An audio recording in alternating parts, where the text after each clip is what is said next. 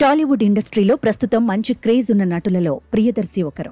ఈయన సినిమాలలో కమిడియన్ పాత్రలలో మాత్రమే కాకుండా హీరోగా నటిస్తూ కూడా కెరియర్ను మంచి జోష్లో ముందుకు సాగిస్తున్నారు. ఎప్పుడూ కొత్త కాన్సెప్ట్లతో ప్రేక్షకులను అలరించడానికి ఆసక్తి చూపిస్తుంటారు.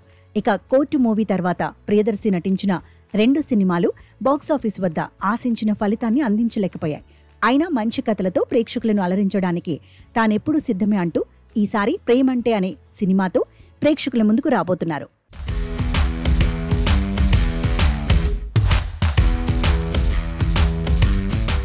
ప్రియదర్శి ఆనంది జంటగా నవనీత్ శ్రీరామ్ దర్శకత్వంలో తెరకెక్కుతున్న చిత్రం ప్రేమంటే.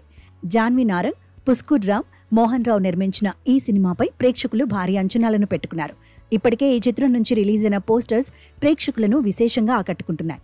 తాజాగా ఈ సినిమా టీజర్ను మేకర్స్ విడుదల చేశారు. టీజర్ ఆద్యంతం వినోదాత్మకంగా ఆకట్టుకునేలా ఉంది. ముఖ్యంగా పెళ్లి తర్వాత భార్యాభర్తల మధ్య ఉండే అంచనాలు మరియు వాస్తవ పరిస్థితులు ఎలా ఉంటాయనే అంశాన్ని హాస్యం జోడించి చూపించబోతున్నట్లు తెలుస్తోంది. రొమాన్స్, కామెడీ, సహజమైన ఎమోషన్స్ ఈ సినిమాలో పుష్కలంగా ఉండబోతున్నట్లు టీజర్ స్పష్టం చేసింది. ఇక ప్రియదర్శి, ఆనంది పెళ్లికి ముందు ప్రతీదీ మాట్లాడి సాల్వ్ చేసుకోవాలని అనుకుంటారు.